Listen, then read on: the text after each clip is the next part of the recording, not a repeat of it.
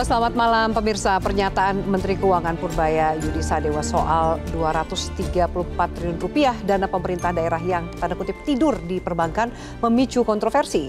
Purbaya geram karena serapan APBD hingga kuartal ketiga 2025 baru mencapai 51%. Ia meminta pemerintah daerah untuk mempercepat realisasi belanja dan menegaskan uang daerah jangan dibiarkan mengendap di kas atau deposito. Salah satu daerah dengan nilai simpanan tertinggi adalah Jawa Barat, mencapai 4,17 triliun rupiah. Namun Gubernur Deddy Mulyadi membantah angka tersebut. Deddy menegaskan dana tersebut merupakan kas aktif yang ditempatkan di Giro untuk pembayaran termin proyek secara bertahap. Menanggapi bantahan itu, Purbaya menyebut penyimpanan dana di Giro justru lebih merugikan karena bunga yang diterima lebih rendah. Saling balas di ruang publik terus terjadi. Kini gaya komunikasi Purbaya dan Deddy Mulyadi menuai kritik dari berbagai pihak karena dinilai berpotensi mengganggu keharmonisan hubungan antara pemerintah pusat dan daerah. Di tengah perlambatan ekonomi, sejauh mana polemik ini bisa benar-benar diselesaikan bukan sekedar adu kata di ruang publik. Bersama saya Afiani Malik, Purbaya versus KDM saling sasar, siapa yang benar?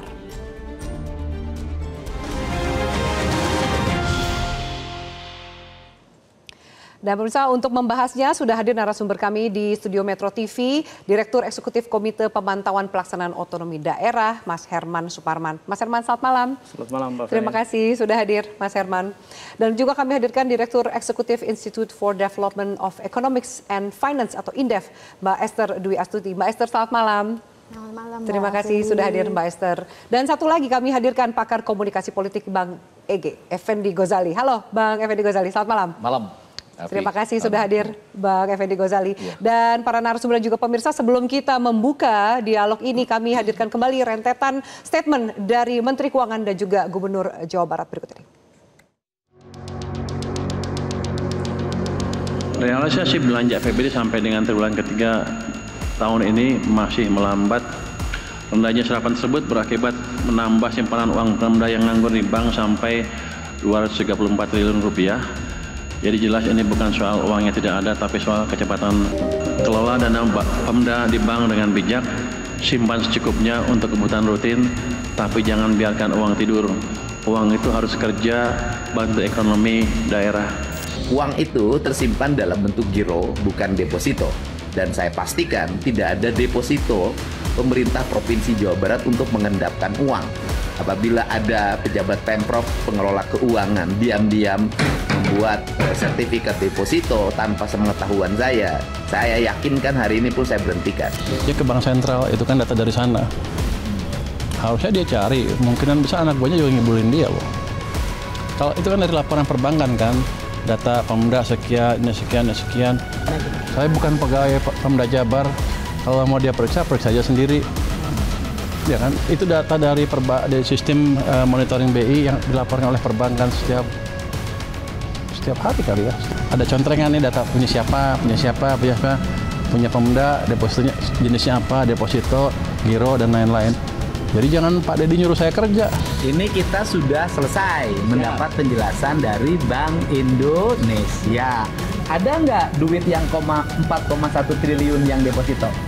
Tidak ada, Pak. Tidak ada. Jadi apa yang dinyatakan bahwa uang yang ada di kas daerah hari ini adalah 2,5 triliun, kemarin 2,3 ya kan, kemudian kemarinnya lagi 2,4 itu yang benar. Jadi ada di Giro, tidak ada pengendapan atau penyimpanan uang pemerintah provinsi disimpan di dana deposito untuk diambil bunganya. Tidak ada ya. Itu kan data dari bank-bank mereka juga. Mereka nggak mungkin monitor semua akun satu persatu. Ada yang ngaku katanya uangnya bukan di deposit tapi di checking account apa? Giro. Malah lebih rugi lagi. Bunganya lebih rendah kan? Kenapa taruh di checking ada di giro kalau gitu? Ya pasti nanti akan diperiksa BPK itu. Kalau kemarin dinyatakan di deposito itu tidak boleh karena bunganya itu takut dinikmati oleh perorangan dan kembali ke Kasda, maka giro adalah jalan yang terbaik. Tetapi kalau hari ini juga nyimpen di giro juga dianggap rugi, ya barangkali tidak mungkin juga kan pemerintah daerah nyimpen uang di kasur atau di lemari besi, kan itu justru lebih rugi lagi. balik ini saling silang pendapat gitu ya antara Menteri Keuangan dengan Gubernur Jawa Barat yang memang viral. Saya ketanya ke Mas Herman terlebih dahulu, mungkin banyak juga publik yang belum terlalu paham ini yang dibicarakan ini mengenai apa. Ada statement dana daerah yang tidur atau mengendap di bank. Ini artinya apa? Uang diamkah atau uang tidak terpakai, tidak terserap, atau seperti penjelasan Pak KDM tadi? Ya, bagi kami di KPPOD ini sebetulnya penyakit menahun ya. Penyakit menahun yang mana nih? Dana mengendap. Dana atau mengendap. dana yang dalam tanda kutip itu terparkir di bank gitu ya. Ini persoalan yang selalu muncul setiap tahun. Bahkan kalau kita perhatikan setiap tahun Menteri Keuangan siapapun itu atau Menteri Dalam Negeri siapapun itu di bulan Oktober, November, Desember pasti menyampaikan bahwa serapan anggaran daerah itu rendah. Iya. Karena memang masih dalam tanda kutip itu terparkir atau diendapkan di bank. Makanya kami katakan ini adalah masalah rutin yang selalu muncul setiap tahun. Kenapa seperti itu? Karena di peraturan terkait dengan pengelolaan keuangan daerah, pemerintah daerah, provinsi, kabupaten, kota itu mereka harus membuka yang namanya itu rekening kas umum daerah, RKUD. Atau kalau di nasional namanya RKUN. Rekening kas ini dipakai untuk mendapatkan semua pendapatan, baik dari transfer pemerintah pusat, pendapatan transfer, atau dari pendapatan asli daerah ditampung di dalam RKUD itu. Kemudian dari rekening yang sama akan dikeluarkan untuk membiayai program-program. Tadi itulah cerita kenapa ada yang disebut dengan dana yang terparkir di bank. Itu pertama. Kemudian yang kedua, kenapa dana itu terparkir cukup tinggi? Khusus untuk tahun ini, Bu Esther, Bang Ege, kami melihat memang ini situasinya cukup unik. Kenapa? Tahun ini, tahun 2025, pemerintah daerah, terutama kepala-kepala daerah yang baru memimpin, itu mereka melakukan penyesuaian terhadap rencana kerja pemerintah daerah 2025 yang disusun tahun 2024.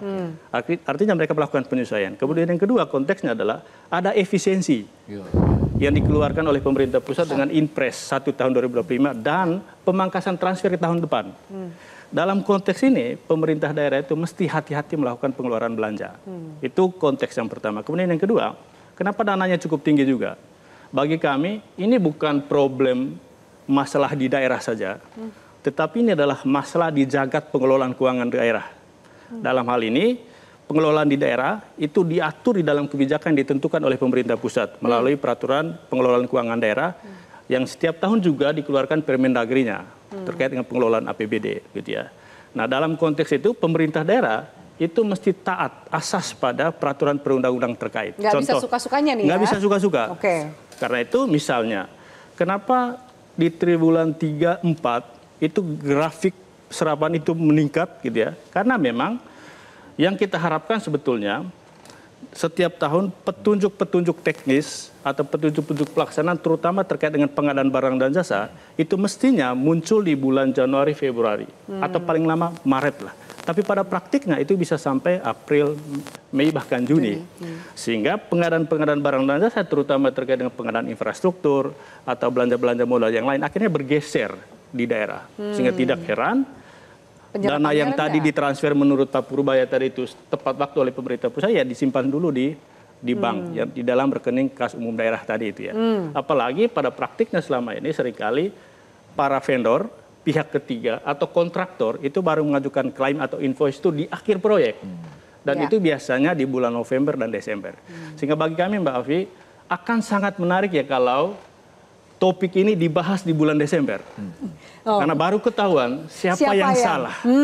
Kalau sekarang ini sudah pemanasan dulu. Anggaplah kemudian ini pemanasan sehingga bisa dikawal oleh publik dan media sampai di bulan Desember gitu. Tapi kalau melihat statement 2 ini, jadi siapa yang lebih tepat statementnya? Kalau menurut kami yang sekarang polemik terjadi antara Pak Purbaya sama Pak KDM, kebetulan beliau ini kan jadi spotlight di medsos sekarang ini ya. Nah, menurut kami ini problem klasik juga terkait dengan manajemen data kita. Oke. Kita memakai data yang mana? Apakah data Bank Sentral atau data pemerintah daerah sendiri atau data Kemendagri? Gitu ya. Dan ini angkanya berbeda semua. Kalau yang kami lihat sekarang itu lebih pada periode data yang diambil. Kalau Pak Purbaya ngambil data September, sementara yang diangkat oleh Pak KDM itu adalah data yang sudah realisasi bulan Oktober.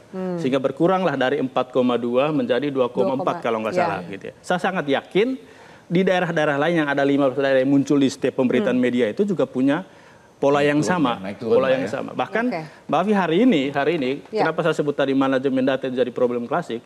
Yang kami dapatkan informasinya di Bangka Belitung, mereka melaporkan ke polisi Bank Sumsel karena data yang dilaporkan ke Bank Sentral itu ternyata bukan dana yang diendap milik Bangka Belitung, tapi milik Sumatera Selatan. Sumatera Selatan. Jadi ini cukup menarik sebetulnya ya, karena persoalan data ini akhirnya kemana-mana. Tapi bagi kami ini adalah momentum bagi kita publik di Indonesia untuk membuka mata terkait dengan pengelolaan keuangan daerah. Keterbukaan. Mbak Esther, saya mau tanya, kalau tadi sempat juga ditangkap ya, ini soal ditaruhnya di mana, deposito, giro, lain-lain.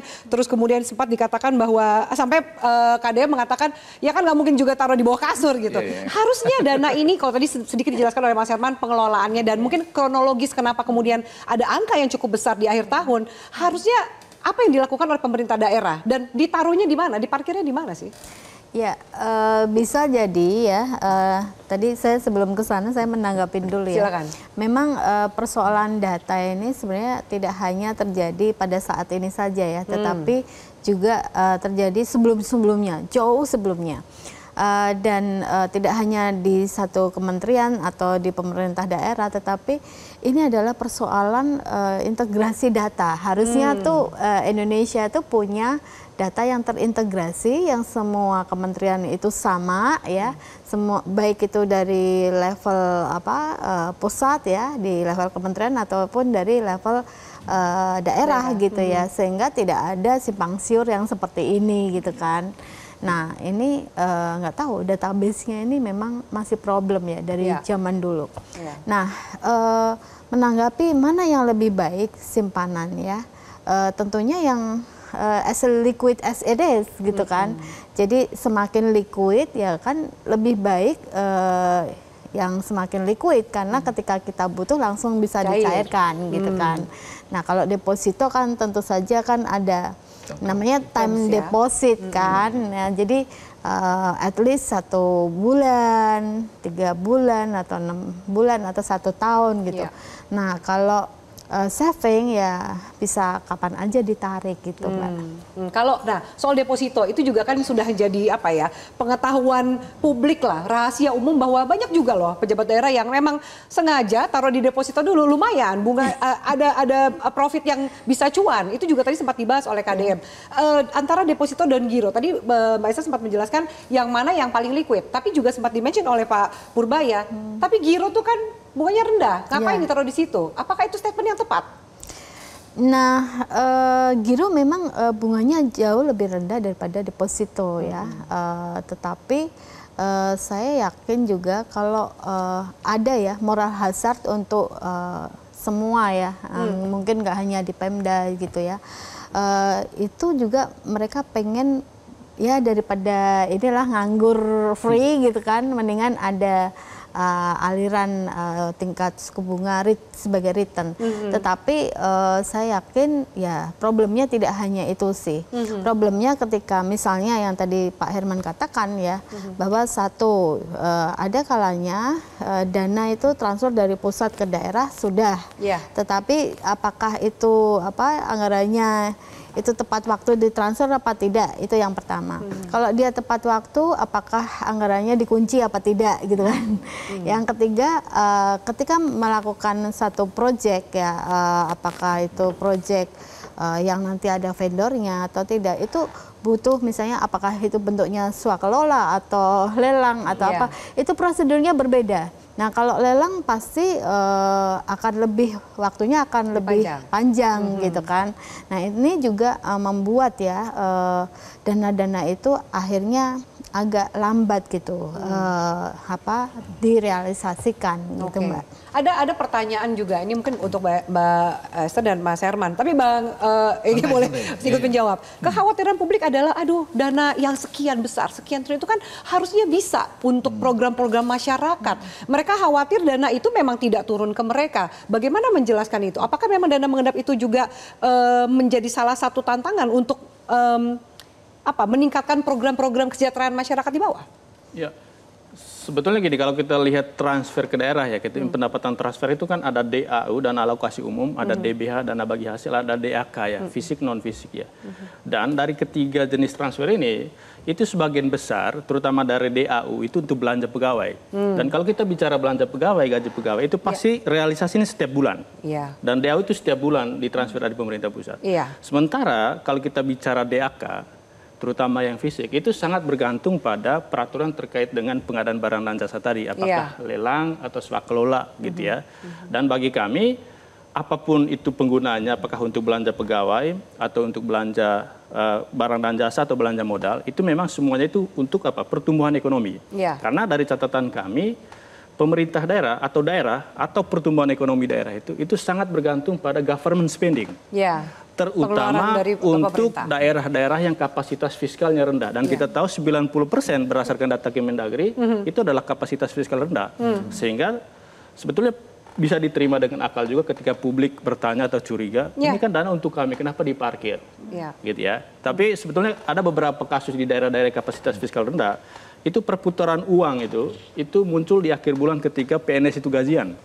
Itu adalah respon menstimulus pertumbuhan ekonomi di daerah. Tapi yang paling dampak signifikan tadi itu yang DAK gitu ya. Terutama yang DAK fisik. Baik. Mas mau menambahkan soal itu. Ketakutan dari publik uangnya nih kok nggak turun ke program-program kesejahteraan rakyat? Ya, jadi kalau saya telusuri ya, kita lihat ya, dana transfer daerah itu memang sebagian besar itu digunakan untuk belanja rutin. Nah, belanja rutin itu apa? Belanja untuk honor pegawai gitu ya, aktivitas-aktivitas rutin. Nah, padahal kalau ingin tumbuh ya, sebenarnya kan tidak hanya belanja rutin, tetapi harus lebih besar belanja modalnya gitu ya.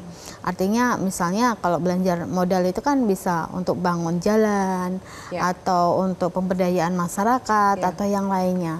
Nah, seharusnya ya kedepannya ya itu belanja modal harusnya lebih besar daripada belanja rutin gitu ya. Itu yang terjadi. Sehingga ketika kita gelontorkan lebih besar capital expenditure-nya, saya yakin kok multiplier efeknya juga akan lebih besar.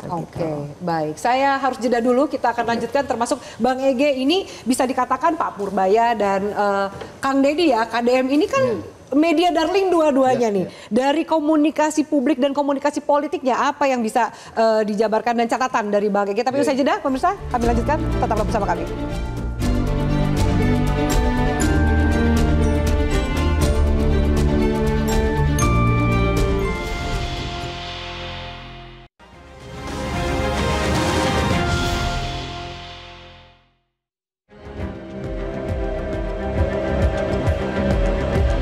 Dana Pemda di bank dengan bijak, simpan secukupnya untuk kebutuhan rutin, tapi jangan biarkan uang tidur.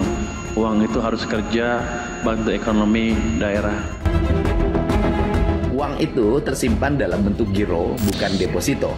Dan saya pastikan tidak ada deposito pemerintah Provinsi Jawa Barat untuk mengendapkan uang.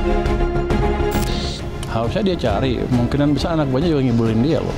Ada contrengan nih, data punya siapa, punya Pemda, depositonya jenisnya apa, deposito, giro, dan lain-lain. Jadi jangan Pak Deddy nyuruh saya kerja. Ada nggak duit yang 4,1 triliun yang deposito? Tidak ada, Bang. Tidak ada. Jadi itu ada dikira tidak ada pengendapan atau penyimpanan uang pemerintah provinsi disimpan di dana deposito untuk diambil bunganya. Ada yang ngaku katanya uangnya bukan di deposit tapi di checking account apa? Giro. Malah lebih lagi. Kalau kemarin dinyatakan di deposito itu tidak boleh karena bunganya itu takut dinikmati oleh perorangan dan kembali ke Kasda, maka giro adalah jalan yang terbaik. Baik, kita lanjutkan. Bang Ege, publik ini kan melihat nih, memantau karena viral cukup lama adu pernyataan antara Purbaya dan KDM ini. Makin panas di media dan juga di media sosial. Tanggapan Bang Ege seperti apa? Ya, saya mau agak cepat-cepat mengatakan pertama, saya sengaja tadi, segmen pertama, biar saya dengarkan dulu. Dengarkan dulu. Bahkan saya sebelum kesini saya diskusi sama teman-teman di Unsurya dan lain-lain. Karena apa?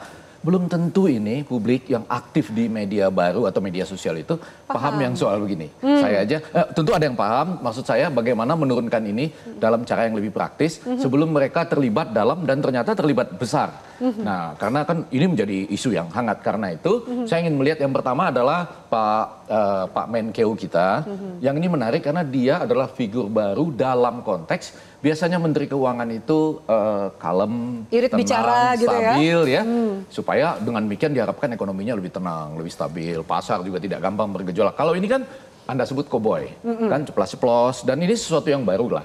Tapi yang ketiga, ini kebetulan kena antara, nah ini dua tokoh ini ya, yang satu KDM, kemarin Dedi menyala, atau Kang Dedi masih menyala gitu kan, karena kemarin menyala, sekarang tentu masih ingin menyala. Kalau Pak Menteri Keuangan ini, saya sebut namanya Pas Dewa lah gitu. Pas Dewa itu artinya, dia kan namanya Purbaya Yudi Sadewa. Jadi Pas Dewa, kalau pas benar bisa jadi dewa. Tapi nanti kalau nggak terlalu pas, ini bisa bermasalah. Nanti kita lihat ya. Lalu yang ketiga, poin keempat saya adalah, ini sebetulnya menjadi menarik karena ada konflik. Jadi kalau misalnya seperti DKI Jakarta, nggak sudah selesai.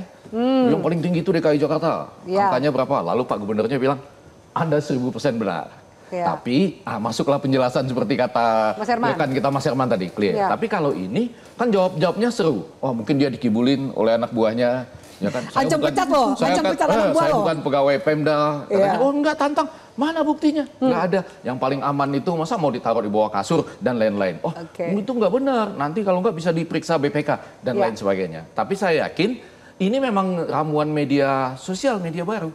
Apakah disengaja atau dipoles atau alamiah, nggak apa-apa. Ini mengalir begitu dulu, baru nanti sampai pada, saya yakin pada ujungnya ini akan enak. Damai. Akan ada solusi. Ya, lalu apa untungnya bagi kita? Nah, untungnya bagi kita sekarang adalah kita mulai belajar tentang satu. Apakah misalnya gaya Menteri Keuangan baru ini bisa tetap banyak dinikmati. Teman-teman ini nanti yang memberikan catatan-catatan. Tapi yang mau saya katakan adalah, harapan-harapan ini benar-benar nggak seperti pertanyaan Afi tadi terasa oleh publik, rakyat. Maksudnya 200 triliun yang digelontorkan ke Himbara, ya kan?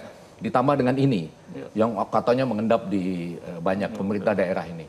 Apakah betul bisa misalnya membuat rakyat itu ingin memulai usaha untuk menggerakkan ekonomi, atau mereka berpikir pinjam ini kan bunganya tinggi. Jangan-jangan negara kita tertinggi di dunia ya untuk jarak pinjam antara bunga yang dari bank dengan bunga kredit misalnya. Lalu belum lagi yang sering disidak nih, yang sering disebutkan cukai dan pajak.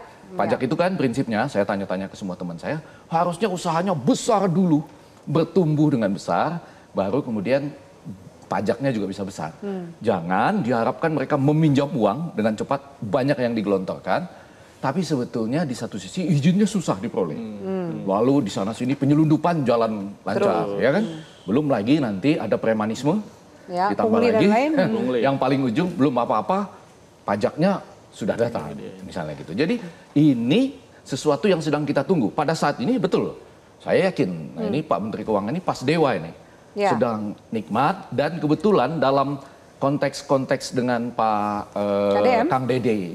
Kang Dede menyala ini, sama-sama menyala lah ya. Itu poin-poinnya seperti terasa betul gitu ya. Ini betul, ini betul, ini betul, ini betul. Walaupun saya kok melihat gini ya, ada catatan nih. Kebetulan untuk Pak Menteri Keuangan catatannya itu adalah dia sendiri ragu data itu setiap hari kali ya, setiap berapa minggu sekali gitu. Jadi udah lempar data tapi ternyata belum yakin. Jadi kurang lebih pemahaman saya, yang satu data laporan bulan lalu gitu ya. Sementara Kang Dede menyala dengan sangat tepat mengambilnya di tengah-tengah dengan mengatakan enggak, data pada hari ini beda. Karena dia ngambil data itu satu hari sesudah diucapkan, yaitu pada tanggal 20 Oktober diucapkan, dia mengambil datanya 21 Oktober dan 22 Oktober, di mana angkanya sudah menjadi 3,8 triliun secara umum, lalu bahkan untuk yang cair atau tidak itu jadi 2,5, 2,3 dan 2,4. Lihat ke kemarin-kemarinnya, kurang lebih gitu. Nah, kalau kemudian tadi menyambung penjelasan Bang Ege, nah publik ini kan bingung karena terasa seperti argumentasi keduanya masuk akal, bisa lah diterima oleh publik. Belum lagi saling perang antar dua pendukung ini ya, satu yang menyala dan satu yang Sadewa gitu. Mbak Esther, seperti apa sih, karena kan ini pembahasan soal tata kelola anggaran pusat dan daerah, spending government, itu kan bahasa-bahasa pembahasan yang elitis gitu. Bagaimana membumikan supaya gaya komunikasi yang seperti apa yang pas agar publik juga bisa mengawal dan memantau? Ya. Kalau menurut saya gaya komunikasi ini harusnya ke Bang Egy. Ya, kalau menurut saya ya ekonomi ini kan bahasa sulitnya ya pakai model-model gitu ya. Tapi apa yang disampaikan oleh kedua tokoh ini ya, itu menurut saya ya sudah lugas gitu ya. Jadi semua juga bisa mengerti. Saya rasa ya semua bisa mengerti. Intinya kan ini ada dana mengendap di bank yang seharusnya itu digelontorkan untuk program-program yang berdaya guna ya untuk masyarakat, sehingga menghasilkan multiplier effect yang luar biasa. Nah, karena kan target pertumbuhan ekonomi ini kan sangat tinggi gitu ya. 8% gitu. Dan memang kita nggak punya pilihan. Kalau pengen keluar dari middle income trap, ya memang harus minimal 6% gitu. Itu sih Mbak. Jadi harus selugas mungkin sehingga masyarakat itu mengerti. Oke, Mas Imran punya tanggapan lain atau memang gaya koboi lah saat ini lebih diterima oleh publik gitu? Ya, kalau bagi kami yang di dunia kebijakan ya, yang menentukan perubahan lanskap ekonomi, sosial, bahkan budaya itu adalah kebijakan itu sendiri.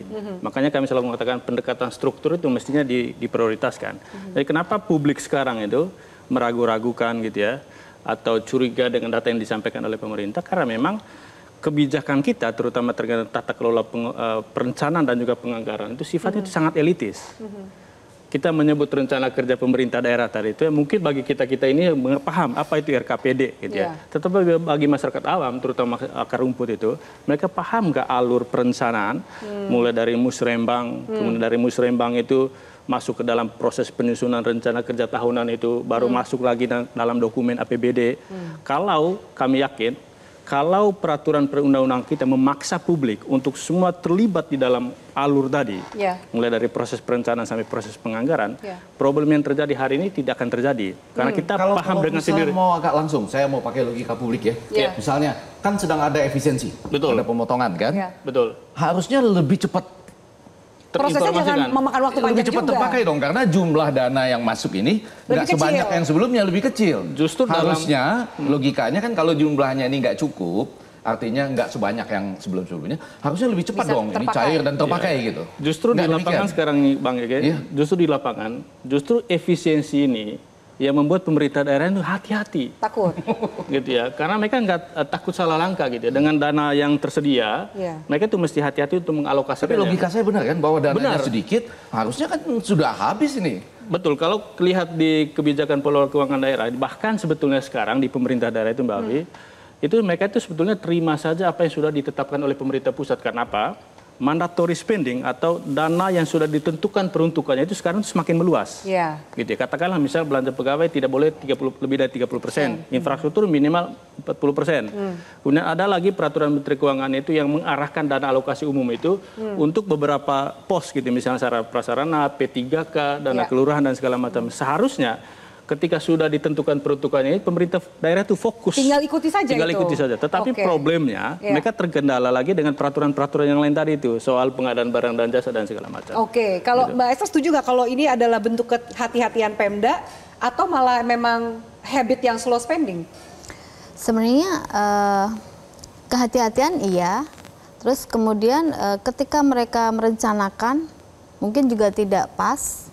Ragu-ragu ya, sehingga ketika implementasinya ya pasti jadi nggak ya, jadi nggak ya, setengah-setengah lah ya.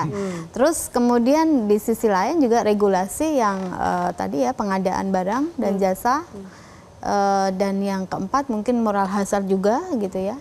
Jadi banyak faktor sih Mbak. Tapi kalau menurut saya ya, kalau saya lihat di luar negeri itu tuh mereka tidak berisik gitu. Tidak berisik ya kan pemerintahnya, tidak saling adu, tidak saling ini kan gitu ya, betul. Nah tinggal ini aja guidance-nya aja, misalnya sebelum guidance lah ya ada integrasi data semua orang gitu bisa lihat gitu ya, Data yang misalnya sama. transparansi, data yang sama, real life gitu kan. Jadi tidak ada simpang siur ya, informasi atau data yang berbeda gitu. Yang kedua, kalau kita lihat ya cukup guidance aja, karena kalau kita lihat policy dari waktu ke waktu ya, ganti presiden, ganti peraturan, ganti menteri, ganti peraturan, ganti pimpinan, ganti peraturan gitu, yang tidak sustain itu. Jadi ini juga sangat uncertain gitu ya. Ketidakpastian itu juga ini. Jadi mungkin Pak Purbaya kan baru. Selama beberapa presiden yang lalu masih Bu Sri Mulyani gitu. Nah. Jadi maksudnya ini sudah terlalu lama, lalu muncul seseorang yang baru gitu kan? Itu pertanyaan saya, kita harus bahas usaha jeda. Kalau tadi Maester katakan, kalau di luar negeri tuh nggak ada yang berisik. Nah, kalau di Indonesia, mending silent atau berisik? Bang Jege, usaha jeda pemirsa, tetaplah bersama kami.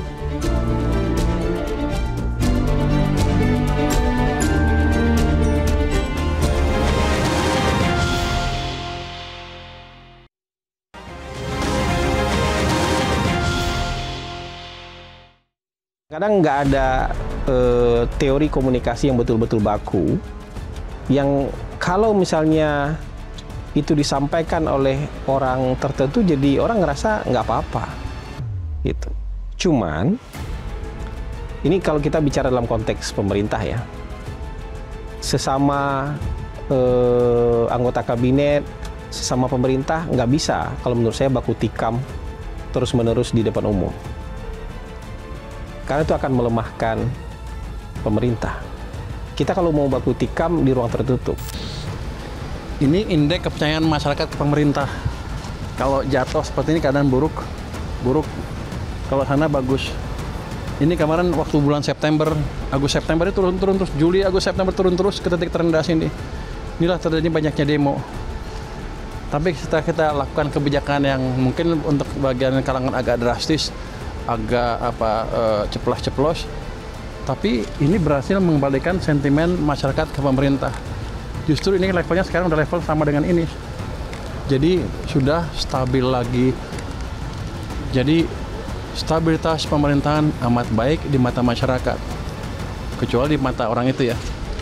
Kenapa? Karena daya belinya juga membaik. Ini daya beli itu yang ini kepengen konsumen nih turun. Karena ekonomi buruk, ketika ekonomi bagus, ini ke sana, naik lagi. Ini sama ini ada korelasinya. Ketika ekonomi buruk, mereka nggak suka pemerintah. Makanya banyak demo besar-besaran. Tapi ketika mulai balik, mereka juga senang ke pemerintah. Jadi, sepertinya saya cowboy. Tapi yang saya lakukan adalah mengembalikan kepercayaan masyarakat ke pemerintah. Itu juga atas pemerintah, Bapak Presiden. Jadi saya nggak berani gerak sendiri. Jangan dianggap saya cowboy, saya hanya perpanjangan tangan dari Bapak Presiden, kira-kira begitu. Dengan versi yang lebih halus malah. Iya, ini menarik kembali kita bahas bahwa tadi Hasan Nazmi mengatakan janganlah sesama pemerintah ini baku tikam di depan umum karena akan melemahkan posisi pemerintah. Tapi langsung dijawab oleh Pak Purbaya ya. Dikatakan bahwa gaya komunikasi ceplas-ceplos ini berhasil justru mengembalikan kepercayaan publik terhadap pemerintah. Bahkan Bang Jege bisa nanti dikomentari, Pak Purbaya mengatakan jangan dianggap saya cowboy, saya hanya perpanjangan tangan dari Bapak Presiden yang versi halus malah gitu. Bagaimana ini ternyata keterbukaan yang didukung oleh publik, ternyata ada juga statement yang mengatakan, loh harusnya jangan gaduh, harusnya ada di ruang tertutup. Makanya tadi pertanyaan sebelum jeda saya, ini harusnya ribut atau silent, Bang Jege? Nanti kita dengar tiga-tiga ya, tapi saya mau mengatakan begini, tadi menarik, Koboy itu kan bukan dari dia, Koboy itu dari kita-kita, ya kan? Karena sekali lagi, Menteri Keuangan sebelumnya yang lama, lama loh, berapa presiden itu, tidak seperti ini gayanya. Ini adalah gaya baru gitu ya. Dan kita kan terpana mata kita gaya baru. Makanya saya sebut tadi pas dewa. Yang kedua yang mau saya katakan, kalau tadi itu agak keliru. Menurut teori komunikasi yang baku tidak ada katanya. Mungkin menurut teori politik. Kalau menurut teori komunikasi jelas ada. Yaitu algoritma rasa, emotional algorithm yang mengatakan kurang lebih begini. Tindakan-tindakan itu walaupun sedikit berbau populis, tapi dilakukan untuk membongkar data, untuk menunjukkan dana segini, kemana? Kenapa nggak dipakai lebih dulu buat rakyat? Termasuk juga misalnya memanfaatkan aduan itu. Pajak. Macam-macam. Lalu yang keluar kan memang belum begitu banyak. Petugas pajak menanyakan setoran pajak 300 berapa gitu ya, jam 5.41 pagi itu kena sanksi, sanksi disiplin. Oh lebih tajam dong sanksinya katanya. Tapi yang mengenai ada petugas berseragam, kemudian ngopi-ngopi di sebuah kedai kopi itu tidak terbukti katanya. Salah saya. Jadi tapi yang ingin kita katakan adalah kalau saya, apalagi dinyatakan oleh Pak Pas Dewa ini, Pas kalau jadi dewa ya. Kalau ini jadi dewa apa enggak sih untuk pertanyaan berikutnya ya? Karena dia mengatakan di ujungnya, saya ini sepenuhnya di backup Pak Presiden. Saya melakukan ini sepengetahuan Pak Presiden. Apa pesan dari saya ini adalah perpanjangan tangan dari Presiden? Maksudnya bahwa dia nggak berjalan sendiri, dia dapat restu apapun statement dan apa yang dilakukan atas nama Presiden. Ya terutama karena kita lihat bahwa Pak Prabowo kan inginnya begitu, rakyat bergerak ekonominya, MBG-nya walaupun kurang persiapan dijalankan dulu. Koperasi Merah Putih 80.000 dalam sekian bulan. Kan hampir nggak masuk akal itu, tapi jalankan dulu gitu. Nah, yang mau saya katakan dengan menyebutkan bahwa ini di backup sepenuhnya atau sepengetahuan Presiden, maka gaya algoritma rasa tadi ini sebetulnya dilakukan oleh semua dong. Pak Jokowi melakukan, Ahok melakukan, Bu Susi melakukan, ini Kang Deddy Menyala melakukan. Ya. Cuma sekarang agak tabrakan sedikit, nanti akan selesai. Nah, yang saya maksudkan adalah kita akan melihat ini jalan terus, yaitu jadi kan aduan banyak. Aduan soal pajak, bea cukai, misalnya 2 itu, saya rasa ada jutaan jangan-jangan di seluruh penjuru Indonesia. Tinggal datengin satu-satu sidak, sesudah itu singgah makan di warung kecil pinggir jalan, itu sudah jadi algoritma rasa sejauh publik mengetahui bahwa ini memang ada yang dibongkar. Untuk kepentingan publik. Iya kan? Ada yang dibongkar. Ada sesuatu yang sifatnya menzolimi publik, kurang lebih gitu. Dan ini dibongkar. Sekecil apapun itu gitu. Oke, baik. Jadi kalau saya pribadi, saya suka. Mendingan terbuka? Oh ya dibuka ke publik. Oke, kalau tanggapan Mas Herman deh? Sebetulnya kalau lihat konteks sekarang, publik itu kan distrust ya dengan sistem yang ada. Baik itu terhadap pemerintah pusat maupun terhadap pemerintah daerah. Dengan polemik sekarang menurut kami ini momentum yang pas untuk membuka itu ke publik. Ngomong bicara atau uang negara ini kan, ini bicara barang publik. Pejabat publik itu adalah barang publik juga dalam tanda kutip. Sehingga kapasitas dan integritas mereka itu teruji dalam polemik ini menurut kami. Siapa yang pro terhadap rakyat, siapa yang antipati terhadap kepentingan rakyat, gitu ya. Sehingga bagi kami ya tidak apa kita bicarakan di publik, gitu ya. Karena nanti publik akan melihat siapa yang memang betul-betul tulus mengabdi kepada masyarakat. Itu yang pertama. Kemudian yang kedua, kenapa kami tadi sebut ini adalah momentum? Karena kita sudah terlalu lama, gitu ya, mendiamkan persoalan-persoalan ini ke dalam sistem. Itu tidak inklusif terhadap perhatian atau keterlibatan publik di dalamnya. Karena itu bagi kami apa yang dilakukan oleh Pak Purbaya atau Pak KDM gitu ya, atau siapapun itu di pejabat publik itu jadi bahan bersama, terutama para policy maker di level nasional, DPR dan juga pemerintah pusat eksekutif untuk mengeluarkan kebijakan yang bisa melandingkan apa yang disebut dengan good governance tadi itu. Kalau kita bicara perencanaan, penganggaran, mestinya publik itu sudah melihat itu dari sejak proses perencanaan. Asal kalau ada kata atau data yang keliru kita sampaikan juga. Sampaikan juga. Ya, jangan sampai kita terpana terus enggak gitu. Nah, sekarang kenapa ribut ini? Karena memang selama ini kita sangat bergantung pada sistem yang ada. Nah, sistem itu tertutup kepada perhatian publik. Nah, dengan momentum sekarang bagi kami ini kita membuka penataan sistem tadi itu. Kenapa di luar negeri itu adem ayem gitu ya? Nggak ada hiruk-pikuk seperti ini karena sistemnya sudah terbentuk gitu ya. Bisa diakses oleh publik ya. Database-nya ada dan transparan. Kalau ini berarti permasalahan transparansi dan juga permasalahan kesamaan data yang dipegang. Tidak ada satu data yang sama yang dipegang oleh para pengambil kebijakan ini. Apakah kemudian kalau tadi Mas Herman katakan ya ini kan juga menjadi pembelajaran bersama. Apa iya dengan kemudian kejadian seperti ini antara KDM dan Purbaya dan kita harapkan bahwa keterbukaan dan transparansi semakin besar, apakah itu akan terjadi? Karena sistemnya ini kan juga sudah terlalu lama tertutup dan jauh dari jangkauan publik. Iya, perlu waktu, ya kan. Jadi ini kan apa sih triggernya?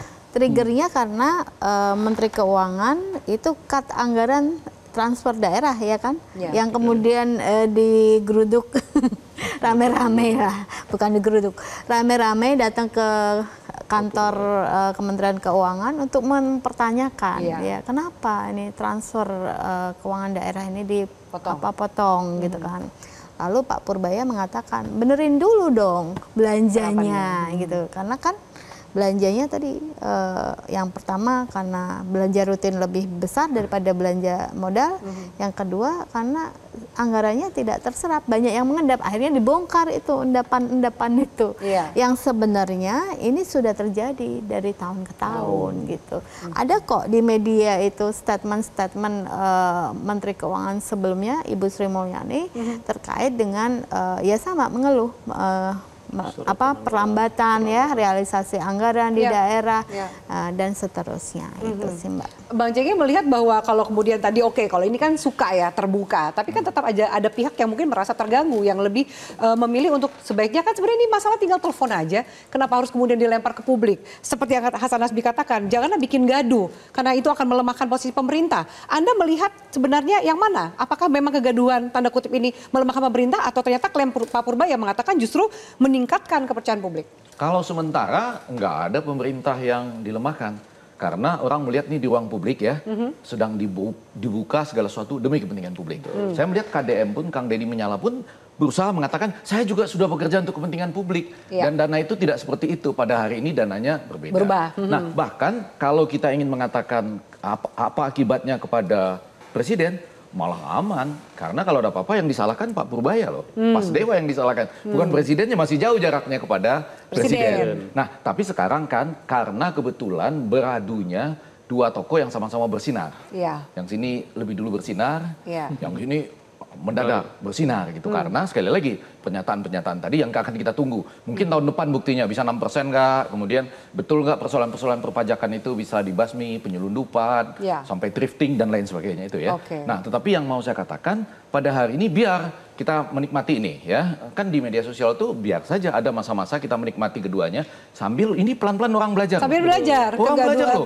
Apakah betul kalau digelontorkan orang langsung bisa minjam gitu ya. Terus kenapa? Kok dananya dipotong malah lebih lama habisnya? Harusnya kan dananya dipotong lebih cepat habis karena dibagi buat rakyat. Nah paling ujungnya nanti saya berharap ada ini ya semacam daripada melemahkan, saya melihat lebih ada kemungkinan ini berkomunikasi mereka. Antara Purbaya dan KDM? Iya, dan kemudian menyatakan ayo dong bagaimana nih caranya supaya ini dana betul-betul kita bisa gunakan buat rakyat. Karena saya yakin pada sisi KDM, ya mungkin seperti dinyatakan Mas Herman sama Mbak Esther tadi, ada kendala-kendala kan dalam konteks perizinan. Terus cara memahami keinginan pemerintah pusat, betul kayak itu? Kekhawatiran, kalau gini jangan-jangan kita disalahkan. Sudah ada kalimat tadi loh, nanti diperiksa BPK. Itu udah jadi ancaman. Oke, kita harus jeda, nanti kita lanjutkan termasuk juga gaya komunikasi yang berbeda. Komunikasi publik ini menjadi catatan dalam 1 tahun pemerintahan Pak Prabowo gitu kan. Kita juga sempat lihat ada beberapa menteri yang menjadi sorotan, bahkan menjadi sumber kemarahan lah dari terutama warganet. Apakah gaya komunikasi Pak Purbaya ini akan dicontoh oleh menteri-menteri dan juga pejabat lain? Dan apakah itu memang bermanfaat untuk masyarakat? Pemirsa, usai jeda, tetaplah bersama kami.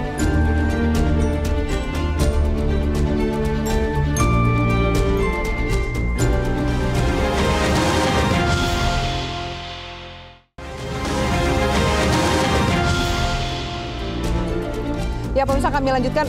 Bang Ege, saya ke dirimu. Kalau kita lihat bahwa hari ini media darling Pak Purbaya ini banyak yang mendukung ya kan, mendapatkan kepercayaan publik dan dukungan publik gitu. Apakah gaya koboi ini juga bisa dicontoh oleh menteri-menteri dan pejabat yang lain? Gaya koboi ini kan relatif ya, bisa dipakai oleh berbagai tokoh macam-macam. Ada juga gaya mungkin Indiana Jones jangan-jangan ya. Pak Jokowi dulu masuk ke gorong-gorong 26 Desember 2012. Begitu selesai dia masuk dari gorong-gorong dan nggak pernah masuk lagi, akhirnya muncul kabel-kabel yang dicuri itu. Puluhan ton itu ya. Ada 2017, 18, 2020. Ada Pak Ahok juga ya. Sempat luar biasa dulu ceplos dan sampai sekarang mungkin masih dikagumi. Mungkin ada siapa lagi? Bu Susi, Pak Erick Thohir, yang sekarang kita belum sampai ke Piala Dunia ya. Padahal dia bilang Piala Dunia 2038. Lalu bagaimana dengan APBN yang dipakai untuk misalnya ya, kan ada sebagian dana APBN. Apakah pelatih waktu diganti nggak kena dana APBN misalnya dan lain sebagainya. Tetapi sekarang baru kita masuk ke KDM dan Pak Purbaya. Saya cuma ingin mengatakan setiap zaman ada orang-orang yang bisa muncul. Kalau mereka berusaha tampil menjadi media darling di media baru ini, itu belum tentu bisa. Tapi berusaha tidak apa-apa, sejauh menunjukkan misalnya ini loh kebaikannya bagi publik.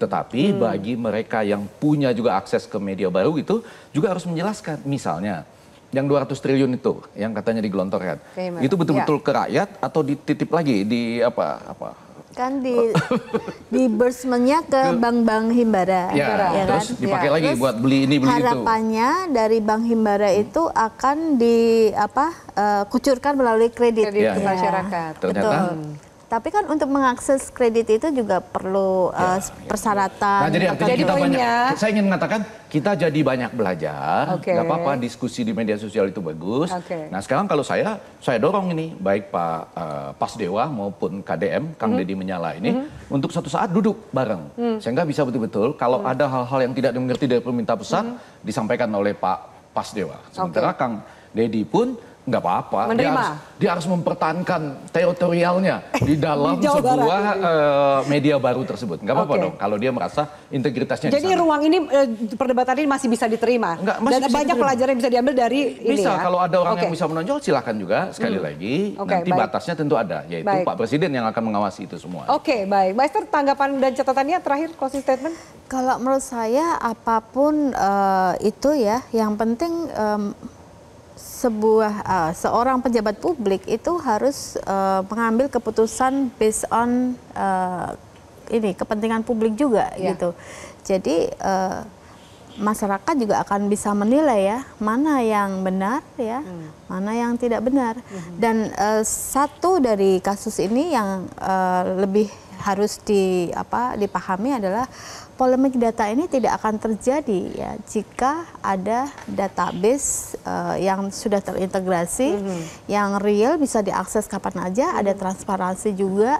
Jadi tidak ada yang namanya simpang siur data gitu dan informasi. Oke, Mas Herman.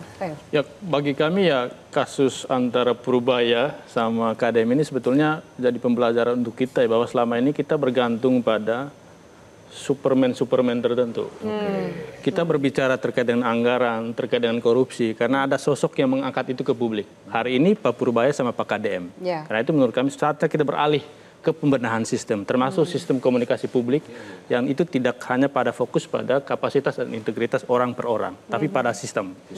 Apakah kemudian sistem ini akan berubah, Anda lihat? Dan itu sangat tergantung desakan publiknya kan ke arah sana. Dan itu sangat bergantung pada respons dari policy maker. Apakah itu di sisi legislatif di DPR yang mengeluarkan undang-undang, dan di sisi eksekutif yang melakukan beberapa peraturan-peraturan terkait gitu. Oke, baik. Mas Herman, Mbak Esther, dan Bang Ege, terima kasih banyak. Ini kayaknya Pas Dewa ya. Menarik sekali diskusi kita dan juga semoga bermanfaat untuk pemirsa. Dan bisa memang pembangunan membutuhkan kolaborasi, komunikasi, dan transparansi data. Mengapa harus terusik dengan keterbukaan dan meminta kritik hanya boleh disampaikan dengan berbisik? Bukankah hak publik untuk tahu agar bisa ikut mengawal arah pembangunan adil sesuai dengan tujuan? Saya Afian Mel undur diri. Selamat malam, sampai jumpa.